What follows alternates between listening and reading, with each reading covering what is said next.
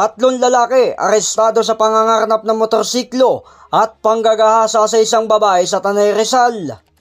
Habang tinatahak na magkasintahan ang kahabaan ng Sampaloc Road, may isang motorsiklo umano ang sumusunod sa kanila at may sakay na tatlong kalalakihan.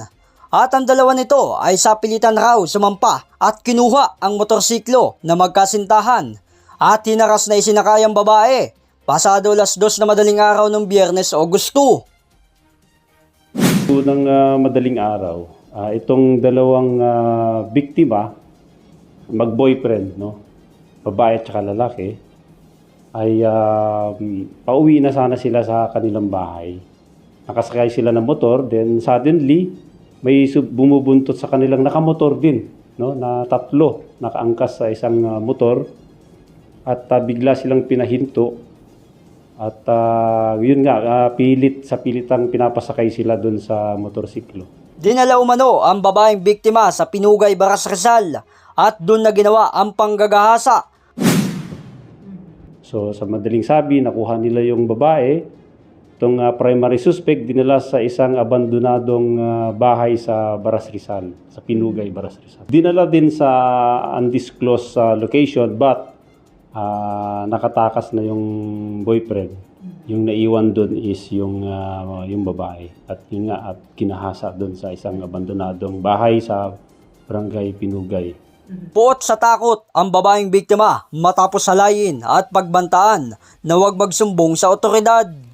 Nakarating pa raw ang biktimang babae sa tahanan nito at naisumbong sa kanyang kapatid. Nakagad naman nakipag-ugnayan sa Tanay Municipal Police Station alas 7 ng gabi noong August 3 para kaagaran na madakip ang tatlong suspect.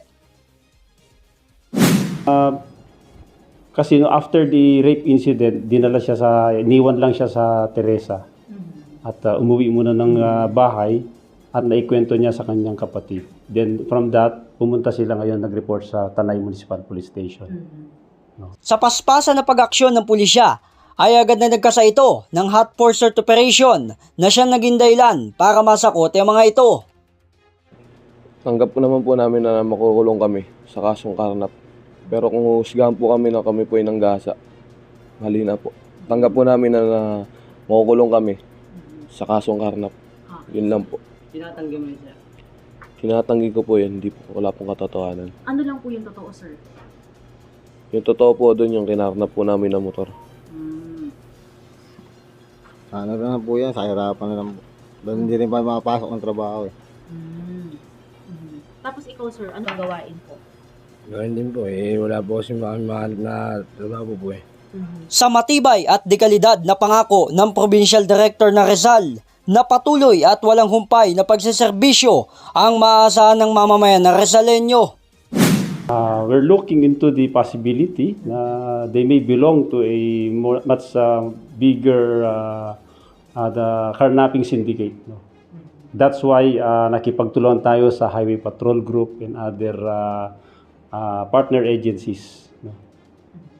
Kasalukuyang nakapiit pa rin ang tatlong suspect sa custodial facility ng Tanay Municipal Police Station para sa kanilang kinakaharap na kasong carnapping and forcible abduction with rape.